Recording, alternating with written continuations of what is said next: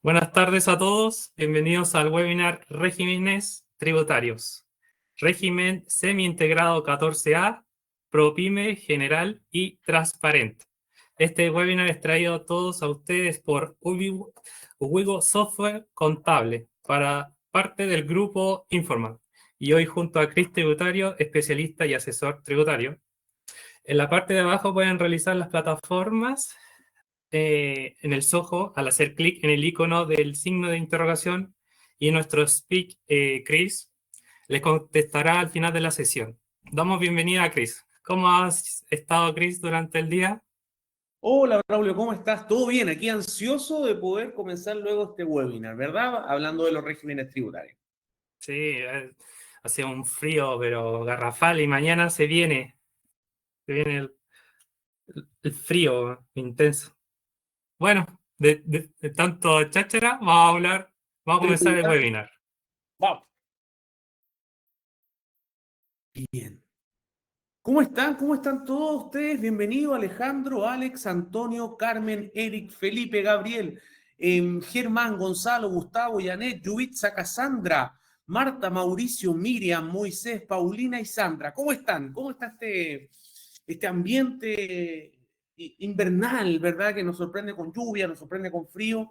Espero, eso, las manitas levantadas ahí, bien, bien, vamos soltando un poquito, ¿cierto? Este frío, porque a todos nos tiene bastante tembloroso. Así que, sin decirlo más, el día de hoy estamos acá junto a Wigo, que amablemente me han invitado a este webinar, para hablar principalmente de los regímenes tributarios. ¿A cuántos de nosotros no nos ha dado el dolor de cabeza alguno de estos regímenes tributarios? ¿Cuántos de nosotros nos ha tenido leyendo la normativa estos regímenes tributarios que parecieran incluso ser un poco camaleones, porque a veces cambian?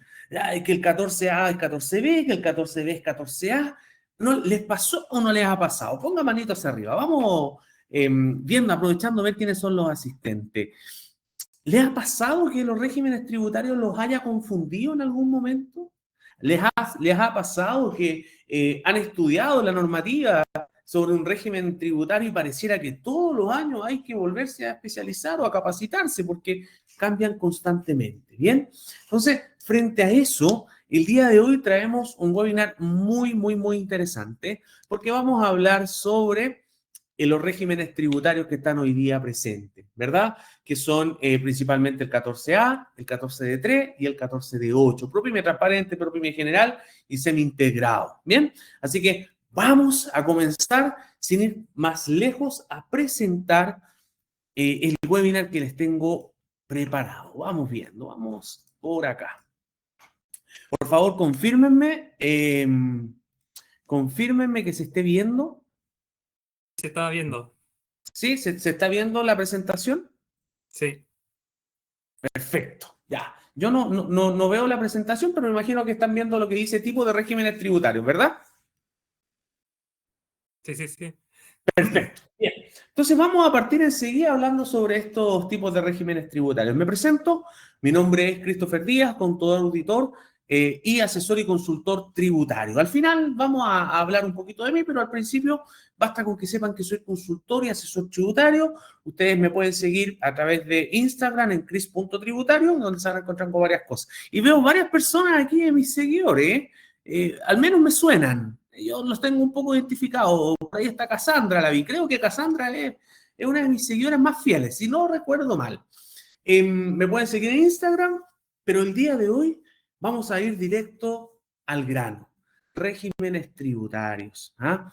Regímenes tributarios que pareciera que son bastante escurridizos de nosotros los auditores, porque constantemente están cambiando o están sacando nueva normativa, o vamos a preparar una declaración de renta, estamos haciendo un balance, estamos haciendo la determinación de renta líquida, y de pronto nos dicen, oye, pero ¿no te enteraste que esto cambió? Y ahí hay que ir a consultar, ¿cierto?, la normativa. En base a eso, entonces, vamos a ir hablando en primera instancia sobre uno de los regímenes que más ha dado que hablar, ¿bien? Que antes era el 14B, que de cierta manera tenía características únicas y pareciera que hoy no son tan únicas. Y es por eso que le hago la presala, ¿verdad?, a lo que es el régimen general semi-integrado 14 letra A. un régimen que está pensado para grandes contribuyentes, un régimen que no está pensado para pequeños contribuyentes. Así que vamos a ir viendo algunas de las características que este régimen tiene y por qué el nombre del semi-integrado finalmente. Entonces dice, régimen general semi-integrado. Recuerde, esto es súper importante. Cuando usted hace el balance de su empresa o de la empresa que usted lleva como contador, outsourcing, usted antes de poder comenzar a hacer cualquier tipo de cosa en el balance, usted lo primero que debe hacer es ir a revisar qué tipo de régimen tributario tiene. Porque cada régimen tiene unas características particulares que no solamente le van a ayudar a usted a poder determinar cómo hacer la determinación de renta líquida al capital propio tributario o cómo hacer el formulario 22, sino que además le va a decir qué ajustes hacer y qué ajustes no hacer, qué agrego, qué deduzco. Por eso es fundamental poder entender el régimen tributario de su cliente antes de comenzar a hacer el balance. Dentro de los regímenes tributarios tenemos tres grandes regímenes. El 14A, semi-integrado, el PROPYME general, conocido también como 14D número 3, y el PROPYME transparente, que tenemos hablando sobre el 14D número 8. Estos son los tres grandes regímenes que podemos decir que aproximadamente el 90% de las empresas en nuestro país tributan, ¿verdad? Frente a eso, el primer régimen que vamos a hablar va a ser este régimen general semi-integrado. Un régimen general que tiene características bastante particulares, como por ejemplo, que está enfocado a grandes empresas. Bien, para poder entender cuáles son los requisitos de poder acogerse a este régimen, hay que entender el otro régimen. Porque todas aquellas empresas que no cumplan los requisitos del 14D3 están por ley obligadas a tributar bajo un régimen 14 letra A, con excepción de las sociedades de inversión, es decir, las sociedades anónimas abiertas o cerradas, que sí o sí deben tributar en el régimen 14A. Es decir, cuando usted crea la empresa, al seleccionar el régimen tributario, debe automáticamente seleccionar el 14 letra A. Vamos viendo, entonces, enfocado solamente a grandes empresas, se determina su renta líquida bajo el artículo 29 al 33 de la LIR. Recuerde, artículo 29 tenemos los ingresos, artículo 30 tenemos los costos, artículo 31 tenemos los gastos, artículo 32 tenemos los agregados y artículo 33 tenemos los deducidos de la determinación de renta líquida. Por lo tanto, este régimen tributario, si usted quisiera irse a la norma, usted va a revisar la ley de impuestos a la renta, se posiciona en el artículo 29 y usted puede comenzar a confeccionar la determinación de renta líquida para saber cuánto es el impuesto que esa empresa o esa entidad debe pagar. Bien, lleva contabilidad completa. No existe la posibilidad de no llevar una contabilidad simplificada o no llevar contabilidad. Debe ser una contabilidad completa, ¿ya? No puede ser simplificada ni tampoco puede ser un libro caja, no, completita. Además, el impuesto de primera categoría que pagan estas empresas es de un 27%. ¿Un 27% de qué, Cris? Un 27% de la renta líquida que tú calculaste en tu renta líquida imponible, ¿bien? Donde están los ingresos, donde está, perdón, el resultado balance, agregados, deducidos, total de renta líquida. Ahí, sobre ese porcentaje, pagan un 27% de impuestos sobre la utilidad. Bien, no es un impuesto menor si lo analizamos bien, y no solamente un 27%, sino que nos vamos a una tasa efectiva, incluso por retiro, de un 44,45%. Entonces, no es un régimen en el cual no podamos no manejar, sobre todo si tenemos clientes que tributan en este, porque es fundamental poder comprenderlo para saber qué beneficios tributarios te puedes acoger y cuáles no. ¿Cómo tributan los dueños? Una de las grandes interrogantes, de cierta manera, que a mis alumnos de pregrado normalmente les digo, es que, ¿qué se entiende que los dueños tributen? Es decir, ¿cómo tributan los dueños? Hay países en que los dueños no tributan, que solamente tributan las empresas. Hay otros países donde no tributan las empresas y solo tributan los dueños. ¿Pero qué se entiende por tributar? ¿Qué se entiende cuando se dice que el régimen tributario 14 letra A tributa en un 27% y que sus dueños tributan en base a los retiros? Vamos viendo. Lo primero, para poder entender eso, hay que comprender que nuestro sistema tributario siempre busca poder gravar los impuestos finales a nivel de renta. Es decir, al Estado le importa más que gravar una empresa, es gravar al dueño de esa empresa con un impuesto. ¿Por qué, Cris? Porque al Estado le interesa más gravar los dueños, los dueños o la empresa. Porque la tasa de impuesto de las empresas puede ir de un 0 a un 27%, mientras que la tasa de impuesto global complementario de las personas o de segunda categoría va desde un 0 a un 40%. Por lo tanto, siempre por nuestro sistema tributario se busca gravar a los impuestos finales, es decir, a los dueños. Y este régimen tributario es especialista en eso. Porque el régimen 14A, fíjate que te dice lo siguiente. Mira, régimen, tú vas a pagar un 27% de impuesto a la renta. Y tus dueños no van a pagar impuesto a la renta por la utilidad que genere la empresa, sino que van a pagar impuesto a la renta por los retiros que se hagan de manera efectiva desde esa empresa. Es decir, si yo fuera dueño de una empresa 14 letra A, sobre la utilidad que genere la empresa, yo no voy a pagar impuestos. Yo como dueño no pago impuestos, sino que voy a pagar impuestos solamente, yo como dueño, si es que retiro de esa empresa utilidad, dinero, caja, etcétera. Si yo retiro de esa empresa, yo sí voy a pagar impuestos, pero no por toda la utilidad, sino por la parte que corresponde al retiro. ¿Bien? Dicho eso, entonces, es que aquí es cuando se menciona y dice, sus propietarios tributan en base a los retiros con imputación de crédito parcial. Si hay una de las cosas que normalmente mis alumnos de pregrado me preguntan y me dicen, profe, ¿qué es eso del crédito? ¿Sabes qué? Me confundo. Cuando estudié crédito no lo entendí. Cuéntame un poco, profe, ¿qué es eso de crédito? Desde el punto de vista tributario, cada vez que la ley de impuesto a la renta, a la ley de venta y servicio, el código tributario, el impuesto a la herencia, impuesto timbre estampilla, hable de un crédito, está hablando de un dinero a favor, ya sea de la empresa o de los socios, que esa empresa o ese socio puede descontar o imputar del impuesto que le toque pagar. Por ejemplo, fíjense un ejemplo de crédito.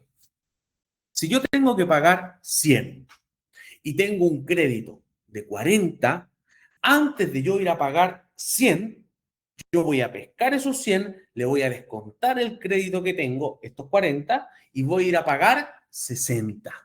Eso es un crédito tributario, es un monto a favor que yo tengo para poder imputárselo o descontárselo al impuesto que tenga que pagar, ya sea como empresa o como socio.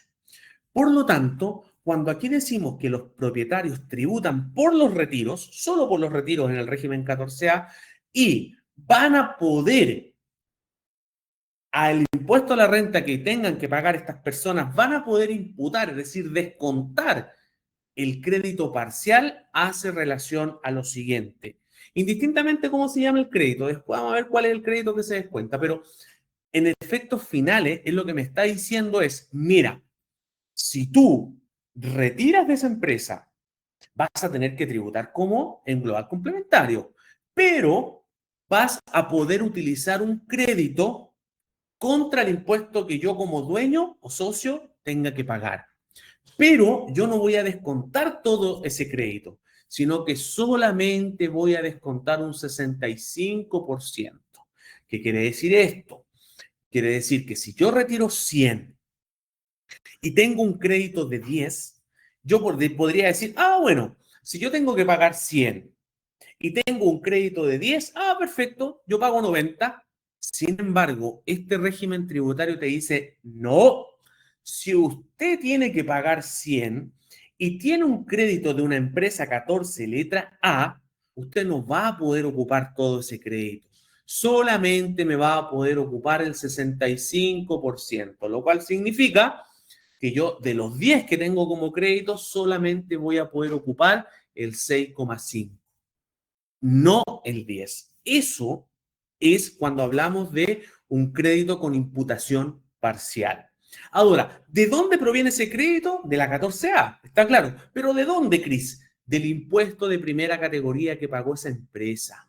De ahí es donde viene ese crédito. Entonces, es correcto decir que una 14A va a pagar un 27% de impuesto a la renta y de ese 27%, en caso que el dueño retire del RAI, en este caso del RAI, perdón, lo que va a suceder será que va al momento de retirar, eso va a ir con un crédito, pero que él solamente va a poder ocupar el 65% de ese crédito. A eso se refiere con crédito de imputación parcial. Muchas veces cuesta mucho entender este concepto, pero a eso me refiero. Bien, entonces, cuando hablamos del régimen 14A, estamos hablando de que no hay requisitos para poder acogerse a este régimen. Todos los contribuyentes pueden optar a este régimen, pero tengan cuidado, porque para algunos les conviene y a otros no. Todos los contribuyentes cuyos ingresos del giro y del capital no les permitan ser clasificados como pyme, es decir, si tiene muchos ingresos o desarrolla otro tipo de giros, que ahí los vamos a ver, sí o sí tienen que estar en este régimen tributario. Los que no cataloguen como pyme y los que desarrollen otros giros, que ya les voy a decir cuál, no tienen opción. Ah, es que yo voy a decidir si me voy a esta, a este. No, señor. Si sus ingresos superan cierto monto, que lo vamos a ver, o si sus giros o actividad económica corresponden, por ejemplo, a los del artículo 20, número 2, no pueden estar en otro régimen que no sea este 14, letra A. Algunas de las características de este régimen semi-integrado o beneficio, por ejemplo, están liberados de llevar registro de renta empresarial cuando no tienen REX, ¿ya? Es decir, si esa 14A no tiene REX, está liberado de llevar registro. Si usted quiere llevarlo, llévelo. Si no lo quiere llevar, no lo lleve porque no está obligado si es que no tiene REX. Ahora, entre ustedes y yo, una 14A jamás no lleve registro. Siempre lleve registro, porque es uno de los regímenes que más auditan y fiscalizan en relación a sus registros. Y si usted no lleva registro porque la ley le dice que no puede no hacerlo, lo que va a suceder es que si lo fiscalizan, va a tener que rearmar el registro. Así que mejor lleve el registro. Esto es un consejo personal. Tiene un incentivo al ahorro. Es decir, cuando usted determina el impuesto a la renta que le toca pagar, usted puede aplicar el artículo 14, letra E. Y si usted aplica el artículo 14, letra E, va a poder rebajar hasta el 50% de la renta líquida imponible. Es decir, si usted tiene una base imponible de 100 y ocupa el artículo 14, letra E, usted va a poder rebajar 50 automáticamente de la renta líquida. Es decir, su nueva base imponible sería 50. Por lo tanto, lo que estás haciendo también de manera directa es bajar el impuesto.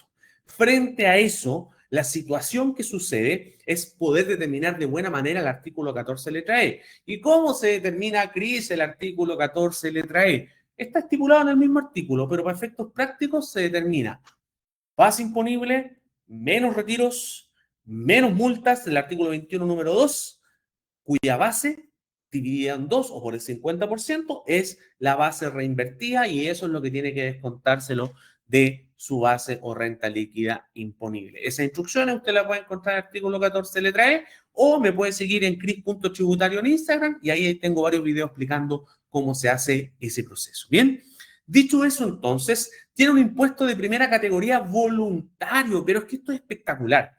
¿Por qué?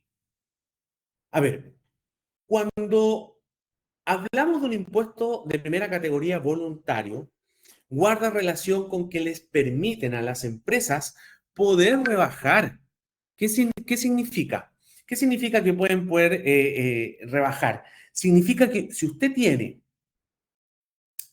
de cierta manera, un impuesto que pagar por primera categoría equivalente al 27%, y resulta que usted está viendo el ejercicio y sabe que sus dueños o sus socios hicieron un retiro, pero a usted no le va a alcanzar el crédito que tiene en su registro SAC para poder ayudar a esos dueños a poder llevarse junto con crédito, usted lo que puede hacer es pagar un impuesto de primera categoría voluntario. Y una de las herramientas más potentes del impuesto de primera categoría voluntario es que indistintamente el régimen tributario en que te encuentres no se restituye. Escuche bien, no se restituye a nivel de global complementario. Es decir, una empresa 14 letra A que pague un impuesto de primera categoría voluntario, sus dueños van a poder sacar utilidades del RAI y además van a poder sacar crédito del SAC que se haya pagado de manera voluntaria sin restituir. Por lo tanto, habría una imputación total del crédito y no parcial, como se los mencioné al principio. Es una herramienta poderosísima en planificación tributaria. Saber cuándo pagar un impuesto de primera categoría a grandes contribuyentes te va a determinar no solamente a ayudar a los socios y dueños a llevarse crédito, sino que además les vas a permitir no utilizar la restitución, por lo tanto van a imputar de manera total el crédito de primera categoría voluntario. Así que ojo con esa herramienta. Tasa de PPM variable. Este régimen de manera trimestral tiene que ir calculando su base de PPM. Recuerden que el PPM se determina de manera trimestral y se saca una tasa que te va a durar 3 meses. Si tú esa tasa de impuesto la mantienes en el tiempo, súper bien. Ahora, si buscas bajar esa tasa, se puede también hacer en la medida en que tengas pérdida tributaria en el ejercicio anterior o demuestres que en el trimestre anterior estás generando una pérdida tributaria y vas a seguir generando la pérdida tributaria. Tú puedes solicitar la eliminación o postergación del PPM en el sentido de que durante el próximo trimestre tú no pagues PPM. Eso lo puedes hacer, se demuestra con contabilidad, se envía petición administrativa en el Servicio de Impuesto Interno y tú puedes demostrar que estás generando pérdida tributaria y que los ingresos que tú estás generando no van a alcanzar a consumir toda la pérdida, por lo tanto se entiende de que el no pagar PPM no vas a pagar impuesto a la renta al año siguiente por los ejercicios de pérdida tributaria que estás generando. Esto se evalúa de manera trimestral. También una buena planificación tributaria te permite poder determinar o eliminar el pago de PPM por un trimestre. ¿Qué hace eso, Christopher? Genera liquidez a la empresa. Así que ojo con esa tasa y postergación de PPM en relación a eliminarlo. Ojo con ese impuesto de primera categoría voluntario que pueden pagar las empresas del régimen 14 letra A, porque son herramientas que te permiten poder llevar a cabo una planificación tributaria de manera correcta. Bien, hasta aquí. ¿Se va entendiendo? Vayan colocándome manitos si es que van entendiendo. Si es que se van generando algunas dudas, por favor, vaya dejándolo dentro del cuadro de preguntas, ¿ya? Yo sé que hay manitos por ahí levantadas, así que déjeme ahí claramente el gesto de que sí, vamos entendiendo súper bien, porque así puedo seguir avanzando y si tienen alguna duda al respecto, vayan haciéndolo automáticamente. Hay 3 personas que tienen la manito levantada, que al final de la exposición le vamos a dar la palabra en caso que quieran mencionar o hacer alguna pregunta, y el resto puede ir también haciendo las preguntas en el chat. Bien, perfecto. Entonces, hablamos de que están liberados a llevar registro de renta empresarial en la medida en que no tengan REX. ¿Por qué, Cris? Bueno, porque el REX está en los ingresos no renta. Por lo tanto, que una persona se lleve ingresos no renta hoy por hoy no es difícil. Sin embargo, el servicio lo quiere saber. Entonces, si usted tiene REX, tiene que llevar registro. Pero si no tiene REX, no está obligado a llevar registro. Pero le dije, llévelo igual porque le va a servir mucho. Incentivo al ahorro 14 letra E. Recuerde que este régimen puede utilizar el incentivo al ahorro del artículo 14 letra E, que puede pagar un impuesto de primera categoría voluntario y si lo paga, no restituye.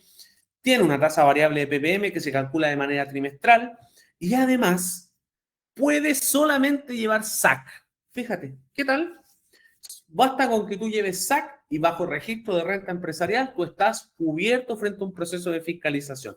Sin embargo, recuerden ustedes que el RAI son rentas afectas a impuestos finales. Por lo tanto, ese monto que tú tienes en tu RAI, lo que son utilidades pendientes de tributación que los dueños de esa empresa en algún momento tienen que retirar y van a tener que tributar en impuestos finales. Por lo tanto, si tú solo llevas SAC y no llevas RAI, eventualmente te pueden cuestionar un retiro que tú lo estés imputando, por ejemplo, a un DEDAN o a un REX, si es que no lo llevas, y finalmente te pueden no solamente fiscalizar el retiro, sino además prohibirte el uso del SAC en la medida en que así se justifique. Por eso es importante llevar tu RAI, llevar tu DEDAN, llevar tu REX, porque si no lo haces, finalmente lo que va a suceder es que en un proceso de fiscalización quedas totalmente desprotegido sobre el proceso que te vayan a fiscalizar tu registro de renta empresarial. Por eso es importante llevarlo, pero no solamente al peso, sino que además actualizado. ¿Bien? Vamos a hablar un poco de este régimen tributario 14 letra A, que guarda relación a cuáles son los regímenes tributarios, o cuáles son, perdón, las declaraciones juradas, normalmente que utiliza este régimen. Bueno, aquí están.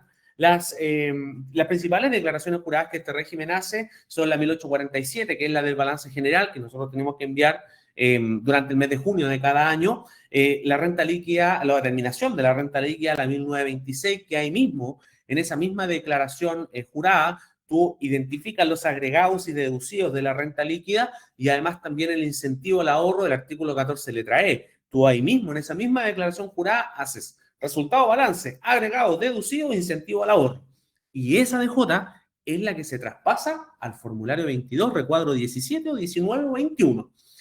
Luego tenemos la declaración jurada 1948, que es una DJ bastante híbrida, porque fíjate que la DJ 1948 para un régimen 14A determina retiros, pero una DJ 1948 para un régimen 14D número 3, que es el que vamos a ver a continuación, determina base imponible.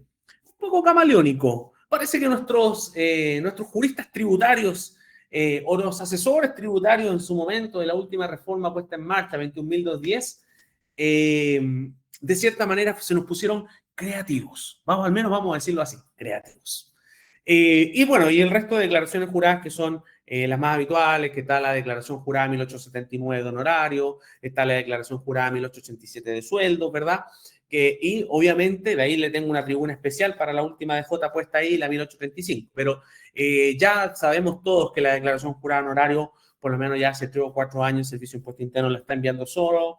No debería salirte a observar, al menos que tengas alguna diferencia de impuesto único o alguna diferencia en relación a rentas no gravadas o inclusive alguna diferencia con el pago de cotizaciones previsionales.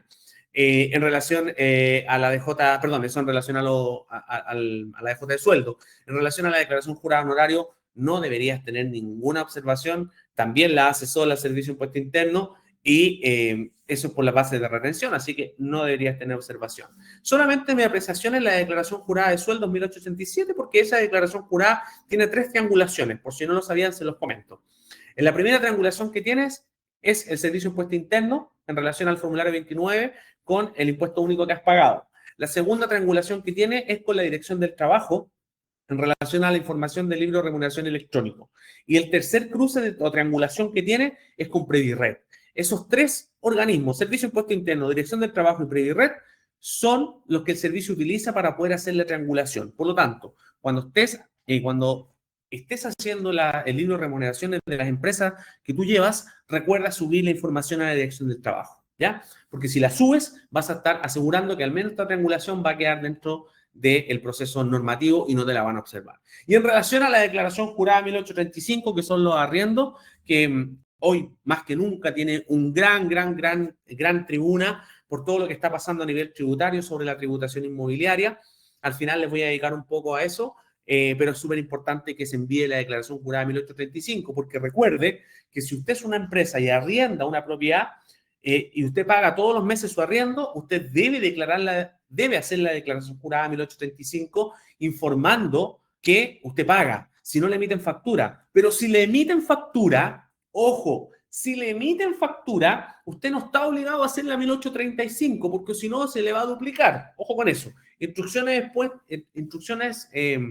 instaladas ya en la plataforma del Servicio de Impuesto Interno, cuando usted coloca instrucciones de J1835, tercer párrafo, ahí aparece lo que yo le estoy mencionando. Bien, pareciera que este régimen 14A es bastante interesante. Sin embargo, a mi juicio, este régimen anteriormente, la ley 21.780, este era el 14B, ¿ya? Y ahí yo lo encontraba mucho más entretenido que hoy día. Hoy día se le ha quitado cierto protagonismo a este régimen, se le han quitado varias situaciones bastante importantes. Por ahí el 14D3, que es el régimen que vamos a ver ahora, pareciera estarlo suplantando. Bien, vamos entonces al siguiente régimen que ya le hago una presala, que guarda relación con el régimen 14D número 3. Bien, un régimen que está pensado 100% ProPyme, 100% pequeña, mediana empresa y micro pequeña empresa, porque está pensado para contribuyentes que determinen un impuesto de una manera más simplificada, ¿ya? Y frente a eso es importante también poder entender este régimen. Lo primero, está enfocado un poco, como les decía, está enfocado en micro, pequeñas y medianos contribuyentes, pyme.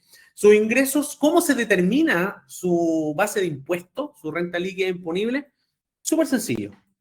Ingresos percibidos menos gastos desembolsados, efectivamente pagados. Es decir, lo que yo realmente recibí, no lo que facturé, sino lo que realmente recibí menos lo que yo realmente pagué. Si percibí 100 y pagué 100, más changa, dijo la changa, y tengo 0 de base imponible, por lo tanto, no pago impuestos. Y venga fisco y entrégueme mi PPM. Bien. Por lo tanto, la determinación de renta líquida es bastante simple, ¿ya? Y va a depender si tú llevas contabilidad completa o no, que te vaya a enfocar en el balance, si no basta con la declaración jurada, en la medida en que, por supuesto, sea fielmente la realidad. Pueden llevar contabilidad completa o simplificada. Ustedes deciden. Si quieren llevar completa, libro diario, libro mayor y bueno, todo, el balance, libro caja, etcétera. Si quiere llevar contabilidad simplificada, basta con que me muestre un libro de caja. ¿Bien? Ahí usted decide, pero tenga cuidado, porque si el libro caja y la empresa no tiene separadas las cuentas de las del dueño, ay Dios mío, que te ayude en un proceso de fiscalización porque te van a empezar a cuestionar todo, ¿ya? Bien. Dentro de bajo este mismo régimen, esta empresa, el 14D3, tiene varias características interesantes. La primera es que fue bastante beneficiado en el año 2020, en el estallido, finalmente, lo que es pandemia y estallido, a partir del año 2019, a 2020, a 2021, fue bastante beneficiado porque este régimen es para los que antiguamente llevaban procesos tributarios, era el régimen 14 letra A, ¿ya? Este era el 14A, y este régimen tributaba con un 25% de impuesto de primera categoría. Y con el efecto pandemia, efecto 21.210, efecto estallido social, se generó un efecto transitorio, un artículo transitorio, que lo que hacía era, por los años de pandemia, iban a pagar un 10% solamente de impuestos. Imagínate eso, de pagar un 25% a comenzar a pagar un 10%. No te cuento la cantidad de empresas que migraron de régimen. No te cuento, y que cumplían los requisitos, obvio. Pero una cantidad de empresas que emigraron para poder cerrar ese 15% de impuestos, que no es menor. Sin embargo, eso era transitorio, ¿ya? En primera instancia se había dicho que era hasta el año comercial 2022, es decir, hasta 2023. Hasta ahí usted iba a pagar un 10%. Pero bueno, pareciera que en normativa tributaria lo que se dice transitorio suele ser permanente, porque para el año comercial 2023 hasta 2024 también fue un 10%. Sin embargo, dijeron, ya, ok, está bien, año comercial 2023, no hay problema, también te voy a dar el 10%. Habíamos dicho que era solamente hasta el año comercial 2022, pero te lo alargué un año más. Sin embargo, en la circular 34 de agosto del año 2023, esto ya se deja zanjado y te dice, mira, contribuyente 14 número 3, fui súper buena onda contigo, porque hasta el año 2022, en primera instancia comercial, te había incentivado a un 10% de impuesto de primera categoría. Para este año 2023 tú tendrías que haberme pagado ya el 12,5%, pero fui buena persona y te lo mantuve en 10. Pero el próximo año, es decir, el AT 2025, es decir, año comercial 2024, no señor.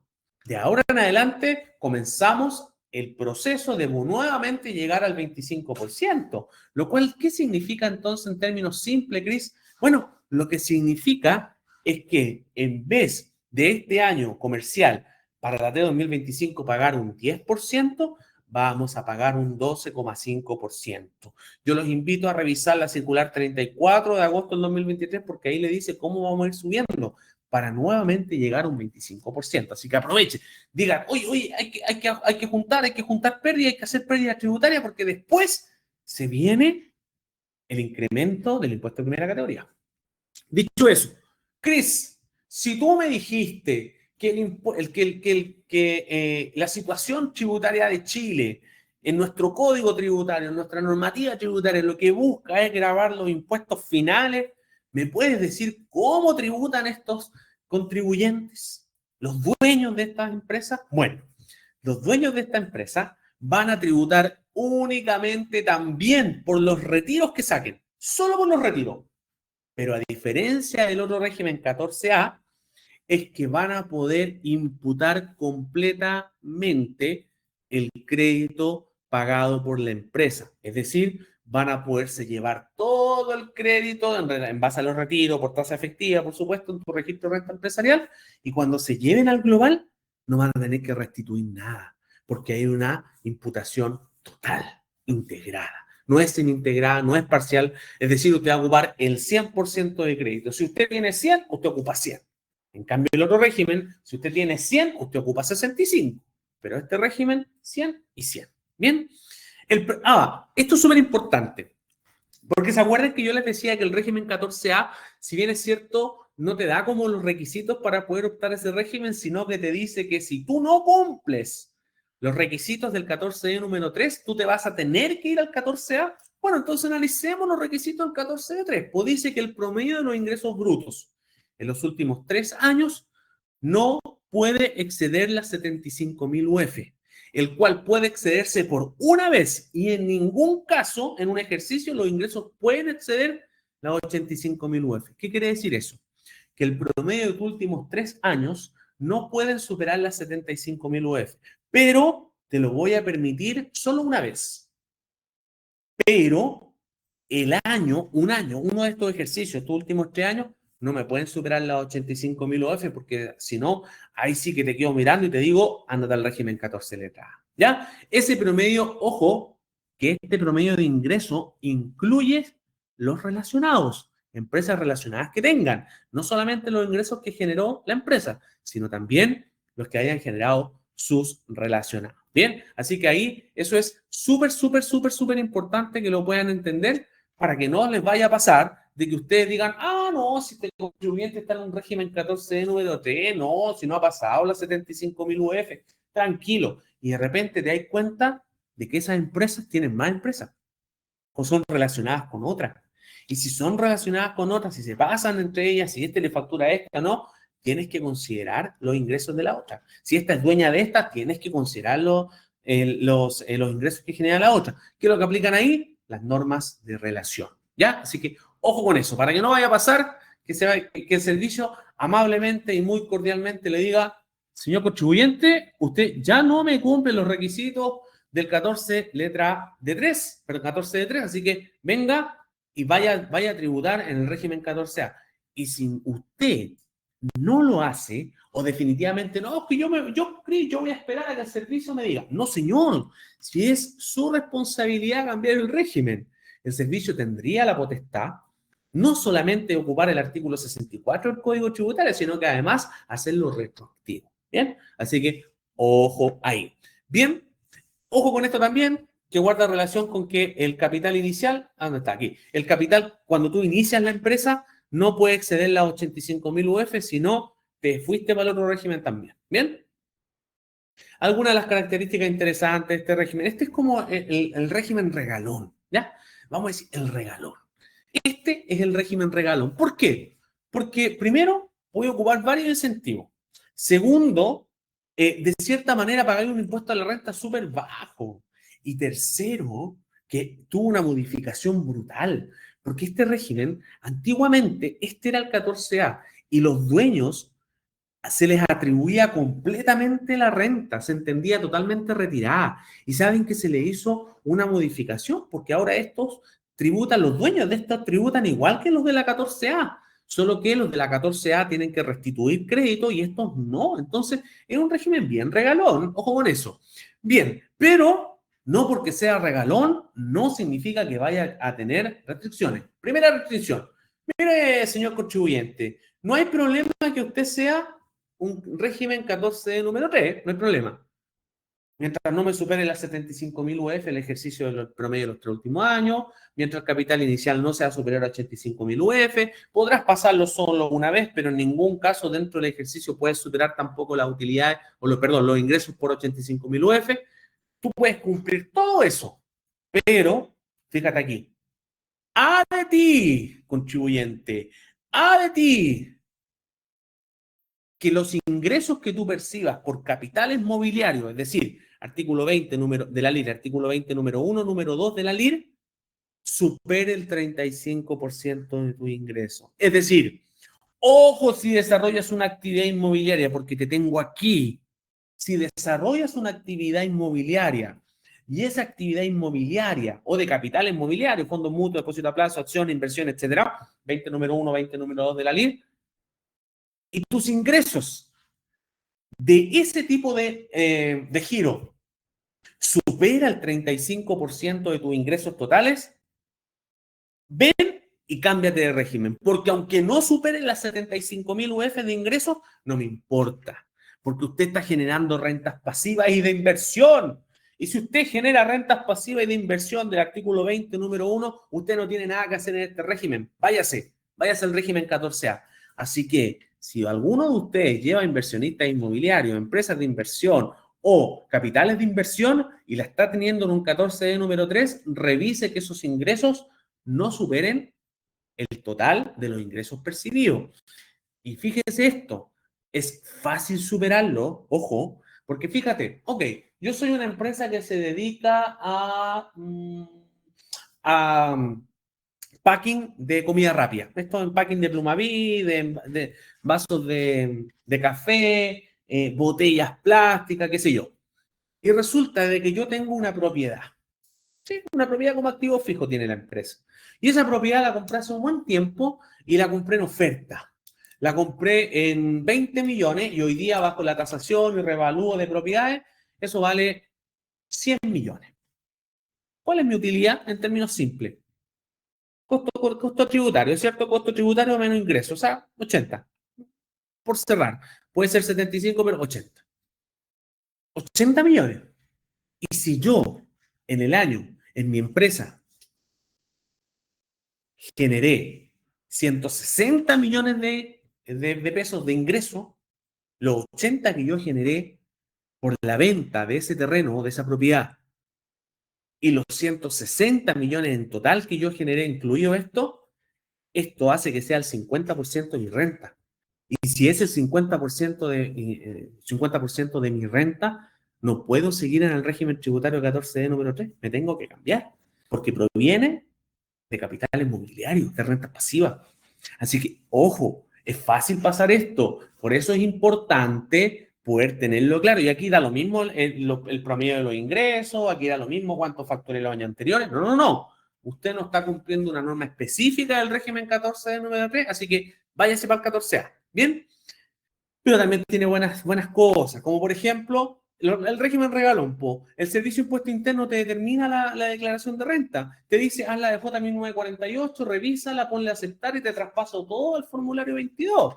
O sea, eso no hace en un régimen 14A. En el régimen 14A uno tiene que estar ahí tic, tic, tic, tic, generando la renta líquida. En cambio, este régimen, no, no, no, no. Venga y lleve para arriba. Bien. No aplica correcciones monetarias. La única corrección monetaria que se aplica es la del remanente y la del PPM, eso sí. Pero para todos los demás efectos no aplica la corrección monetaria, el artículo 41, por favor. Si un 14A hace corrección monetaria por casi todo en renta líquida, tiene la capacidad de hacer una depreciación instantánea del activo fijo. La misma normativa lo dice, lo establece, le dice, aplíquela, hágalo adelante. Está por circular, está ahí mismo en el Servicio de Impuesto Interno. Está liberada de llevar registro de renta empresariales si no tiene REX. Determina un capital propio tributario simplificado. Tiene una tasa fija de PPM del 0,25%, teniendo algunos tramos, por supuesto, pero tiene una tasa fija súper pequeña. Mientras que las 14A tienen que estar de manera trimestral calculando su tasa de PPM, la 14, letra D número 3, es como el hermano regalón que se queda ahí en la playa y dice, Fisco, hazme tú la pega que yo hago lo que tú me digas porque a mí me tratas bien. Entonces, es importante poder entender este régimen tributario, que así como el fisco te entrega la capacidad de poder determinarlo, también te entrega la responsabilidad de llevar todo en orden en caso de fiscalización y determinan los retiros al término del ejercicio, o sea, empezáis a determinar al 31 de diciembre cómo van a tributar esos retiros, con cuánto crédito. Mira qué entretenido se puso la tributación en nuestro país cuando nuestros juristas tributarios se comenzaron a ser creativos. Bien. Principales declaraciones juradas que tiene este régimen: 1948, 1879, 1887 y 1835. De aquí por abajo las mismas de siempre, y la 1948 que para este régimen es, sin lugar a dudas, su renta líquida. Bien, por último, régimen tributario 14D número 8. ¿Cómo vamos hasta ahí? ¿Todo bien? Hágame con las manitos, porque ahora ya vamos al régimen 14D número 8. Bien, ahí veo manitos levantadas, perfecto, muy bien.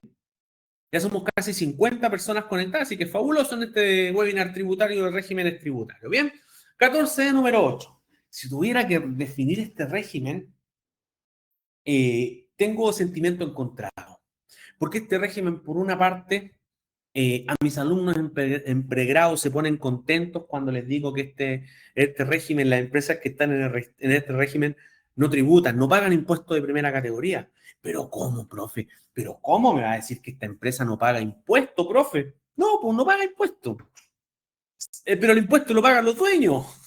Entonces, si bien es cierto, la empresa no paga impuesto a la renta, pero toda la utilidad que genera la empresa se entiende atribuida a los socios sin crédito. Imagínate un contribuyente de impuestos finales de global complementario que esté en un 30% de la tasa de global y le atribuir el régimen 14 de número 8, es decir, las utilidades que generó esa empresa, y la empresa vende bastante, olvídate, va a tributar por el 40, ¿bien? O al menos 35. Así que es un régimen bastante de sentimientos encontrados.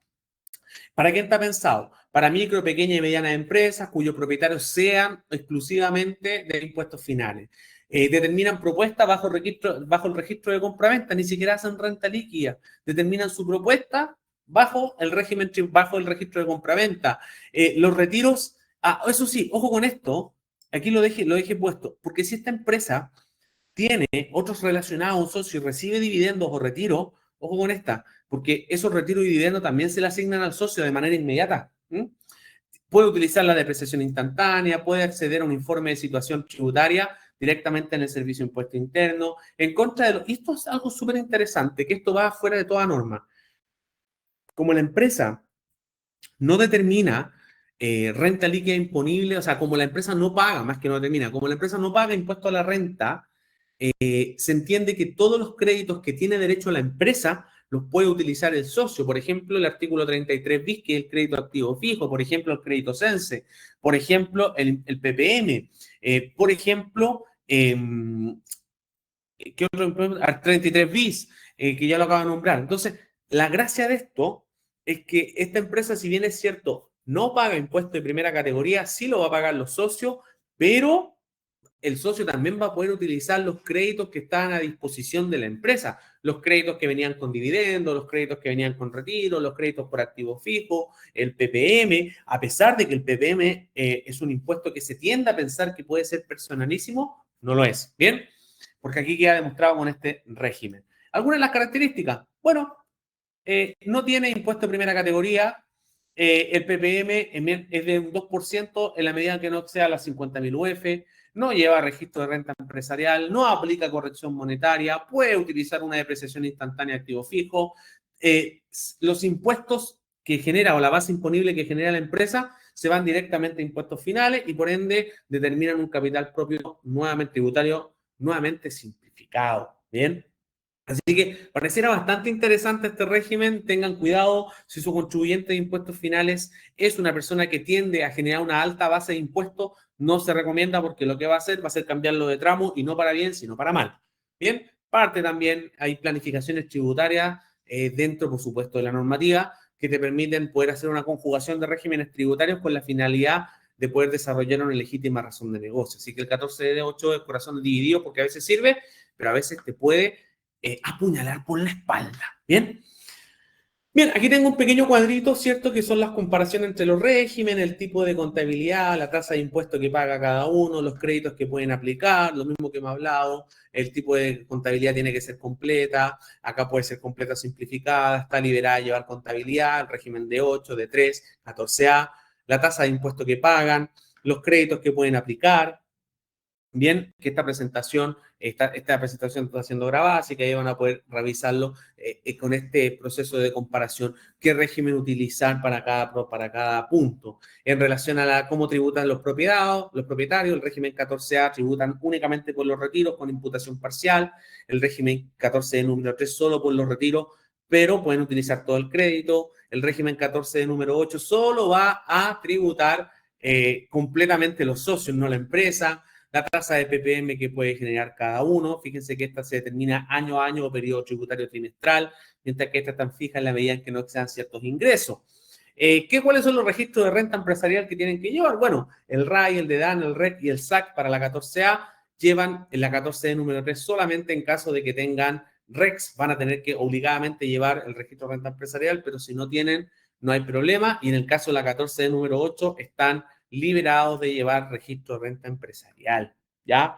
Por lo tanto, en ese proceso de registro de renta empresarial, es súper importante poder entender en qué momento poderlo llevar, porque es tu herramienta. Y si hay algo que quiero dejar en este mensaje, es que el registro de renta empresarial es una de tus herramientas súper poderosas para poder demostrar que tu contabilidad y tus efectos tributarios son fidedignos. No lo tomen como un registro como, no, lo vamos a hacer porque lo exigen o no. No. Tómenlo donde ustedes están controlando la tributación de los retiros finales. Y eso es fundamental. Bien, en base a eso, y antes de irnos a las preguntas, bueno, les dije que al final iba a hablar un poquito de mí. Esta ha sido la presentación en relación a los regímenes tributarios. Para todas aquellas personas que quieran esta presentación, yo no tengo inconvenientes de podérsela compartir. Me pueden seguir en cris.tributario, me escriben un mensajito, me dejan su correo y yo les hago llegar esta presentación sin ningún problema. ¿Ya? En cris.tributario me siguen, me escriben un mensajito, me mandan su correo y yo les hago llegar esta presentación. Bien, en relación a eso, bueno, finalmente, ¿quién soy? Soy una persona ante todo. Mi nombre, como les mencionaba, soy Christopher Díaz, soy profesor universitario, contador, auditor tributario, he hecho un poco de diplomado en tributación, en IFRS, magíster en tributación nacional e internacional y hoy por hoy haciendo un máster en la Universidad Europea de Madrid en finanzas y tributación internacional. Ya más de 10 años de experiencia en el sector tributario, principalmente en el sector inmobiliario. Bueno, magíster en tributación y ya a la fecha más de 1.200 empresas asesoradas. Y frente a eso, de cierta manera, lo que es la tributación inmobiliaria es mi fuerte, me dedico exclusivamente a eso, recuperación de IVA, el artículo 27 bis, planificación tributaria, reorganización patrimonial, fusión, división, adquisición, conversión, transformación. Ese es mi fuerte desde el punto de vista siempre inmobiliario, ¿bien? Ese es mi nicho. Ahí estoy. Y bueno, no tenía una foto mejor, puse la primera que tenía. Discúlpenme si no es la más agradable, pero es la que estaba. Y bueno, como les mencionaba, ustedes me pueden seguir en Instagram como cris.tributario. Ahí está un poco mi comunidad, ya somos 22.000 seguidores. Hago curso para contadores, para auditores, para abogados, para tributaristas, en reorganización, fusiones, adquisiciones, transformaciones, conversiones. Artículo 27 bis, también la devolución de IVA en la compra de activo fijo para el sector inmobiliario también lo hago. Y bueno, ya llevamos más de 10, creo que ya son casi 12 años de experiencia en el sector tributario. Pero antes todo eso, soy persona. Y como soy persona, me gusta siempre estar ayudando a la comunidad de auditores, contadores e inversionistas que están en mi red. Y también tengo una campaña de colaboración con Wigo. Bien, así que, bueno, ahora sí, Braulio, dejo el espacio para las preguntas y poderlas ir respondiendo. Excelente, muchas gracias por este webinar. Ahora vamos con la sesión de preguntas y respuestas. Mientras les comento que se enviará esta grabación del webinar a los registrados. En cuanto a las preguntas, Ana Choque Flores pregunta: buenas tardes, por la ProPyme 3D. Los dueños aparte pueden tributar y se suman a eso. Si obtienen como sueldo como dependiente, ¿el crédito se puede atribuir a eso también o se paga aparte la base imponible? Mira, buena pregunta ahí, Ana, ¿no? Sí, Ana. A ver, hay que entender de que las empresas del régimen 14D número 3, los dueños cuando retiran de esas empresas, van a retirar y junto con ese retiro, con ese dinero que están sacando, viene algo que se llama crédito, ¿ya? Y ese retiro se va a ir a la misma olla, por así decirlo, haciendo de manera pedagógica, a la misma olla en su lugar complementario, donde van a estar los retiros de la empresa, los honorarios que hizo la persona de manera personal, los sueldos que haya percibido, las inversiones que esté haciendo, los depósitos a plazo, las acciones, y todo eso se va a ir a una gran bolsa. Esa bolsa se llama base imponible. Por lo tanto, tú, cuando eres dueño y retiras, esos retiros en la 14 de número 3, tú lo informas en la DJ 1948 y se van directo al dueño, al formulario 22 del dueño y junto con eso, el crédito. Así que, ojo ahí. Ahí hay Y otra, ¿no? Sí, súper. la, la Cassandra tiene 3 preguntas en uno. Vamos respondiendo, Cassandra. A ver. Cuando el Servicio de Impuesto Interno solicita presentar el cálculo de la RLI, ¿se puede entregar en cualquier formato o hay uno especial para presentarlo al Servicio de Impuesto Interno? Buen punto. Tienes que seguir a ver, no hay un formato como tal, Cassandra. Sin embargo, sí el servicio se ha pronunciado bastante en relación a que debe seguir el orden de cronológico de imputación. Es decir, artículo 29, artículo 30, artículo 31, artículo 32, artículo 33. Por lo tanto, son total balance, más agregados, menos deducidos, las correcciones monetarias correspondientes, artículo 32, artículo 33, y luego de eso el resultado va a ser imponible abajo. Por lo tanto, si bien es cierto, no hay un formato establecido, sí se debe seguir ese orden. La siguiente pregunta, en cuanto al retiro, por ejemplo, en una 14D8, ¿qué lleva balance si la BI es de 45 millones? Tributalmente se asigna a los 45 millones. ¿Cómo retiro al socio? Pero en el balance el saldo en caja es de 35 millones. ¿Cómo se haría en este caso? Perfecto. Lo primero que si me pones ese ejemplo, entonces es que tu contribuyente, en este caso tu cliente, no demostró todos los ingresos, porque bajo ningún caso, si tú tienes 35 millones de pesos en caja, el socio puede retirar 45. Lo que está pasando ahí es que el socio retiró antes, no te dijo, o en su defecto, lo que está pasando es que no está reflejando todos los ingresos. Por lo tanto, es imposible que estés... Eso es, del punto de vista tributario, es imposible. La única forma que te dé eso es un término de giro, bajo el artículo 38 bis. Pero no es así. Por lo tanto, si tu base imponible de una 14 de número 8 es 45 millones, esa es tu utilidad, eso se entiende retirado automáticamente. Y eso debería ser lo mismo que tú tienes en caja. Si no tienes eso en caja, bueno, ahí está el problema entonces que no se está reflejando todo en la cuenta corriente de la empresa. Y en un proceso de fiscalización, fíjate lo que te va a pasar. Te va a decir, venga para acá, contribuyente, porque usted está llevando una contabilidad que no es fidedigna. Y si te dice eso, te puede aperturar todas las cuentas. Así que eso no te puede estar pasando. Y si te está pasando, algo está pasando con tu contribuyente que no está informando cómo corresponde los ingresos. ¿Bien? Acá, y la última pregunta de Cassandra Bruna. ¿Puede ser que el balance quede un retiro de 35 millones y en la renta quedaría con un retiro de 45 millones? No te puede pasar porque ahí lo que tiene es una contingencia tributaria. Si te pasa, empieza a contar los periodos de prescripción para que no te fiscalicen. Pero no te puede pasar. Porque si te está pasando es porque tienes un descuadre en capital propio tributario. Y si te está descuadrando el capital propio tributario, tienes una diferencia temporal, diría por ahí Pachori, entre uso y fuente. Por lo tanto, no te puede pasar a nivel tributario. Como te digo, la única manera en que te pase eso es en un artículo 38 bis de término de giro por asignación. Pero no te puede pasar. Si te está pasando, revisa tu renta líquida, revisa el efecto que se está generando. Porque estás en presencia de una contingencia que es mejor que identifiques y que soluciones a que estés 3 años esperando que el plazo prescriba. Y si tenéis pérdida tributaria, hasta 6 años. Acá otra pregunta. Felipe Romero pregunta, ¿en qué influye la disminución de la tasa de IBPC en el régimen ProPyme general? Si funciona el 100% como crédito contra la IF. Contra impuestos finales. Mira, principalmente ahí, Felipe, lo primero, ¿qué sucede?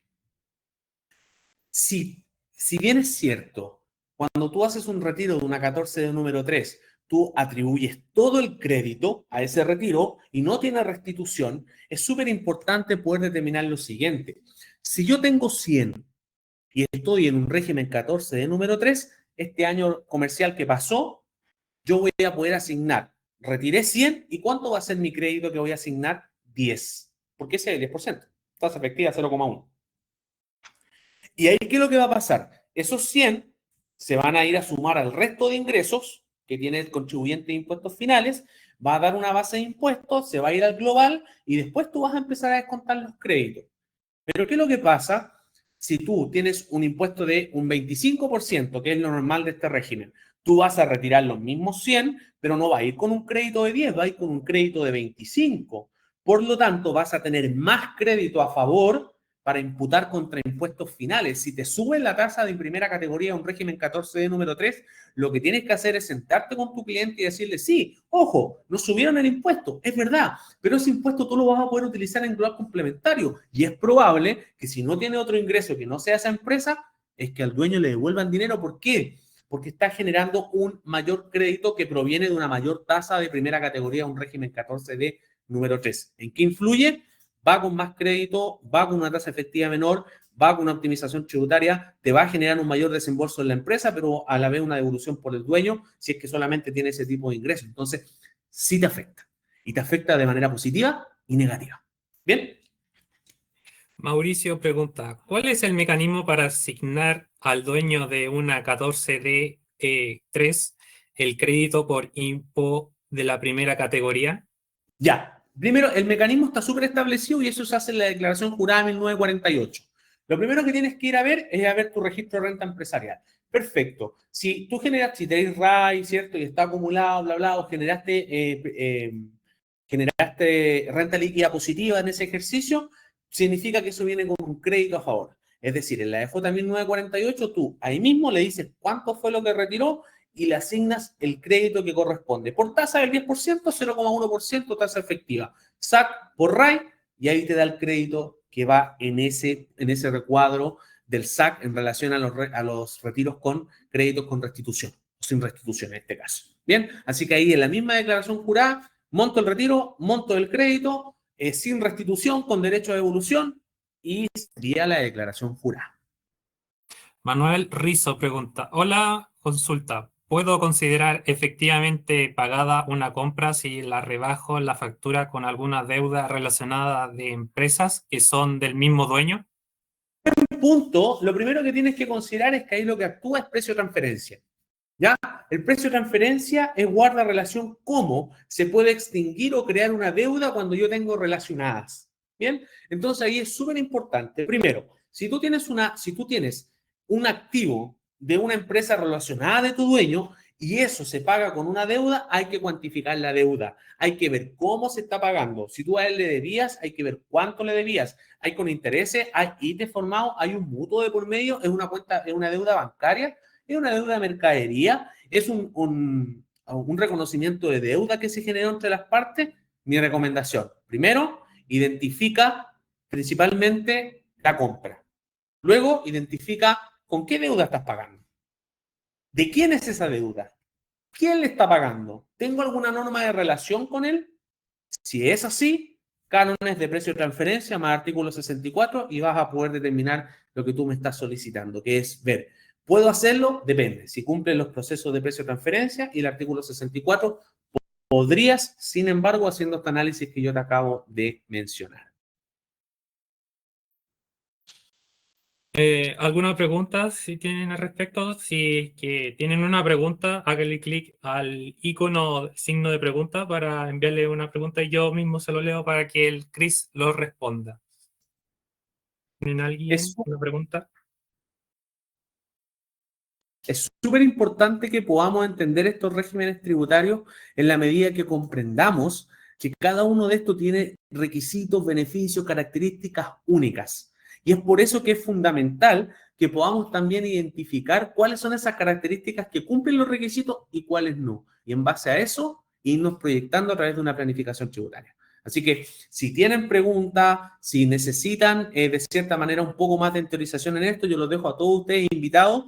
Me pueden seguir en cris.tributario. Si quieren que les mande esta presentación, también escríbanme, síganme y yo les mando esta presentación.